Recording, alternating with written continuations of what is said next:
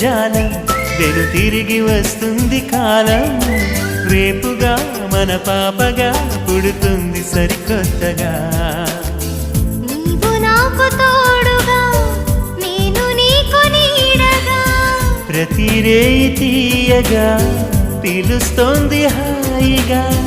ఇలా ఉండిపోతే చాలుగా నువ్వంటే నాకిష్టమని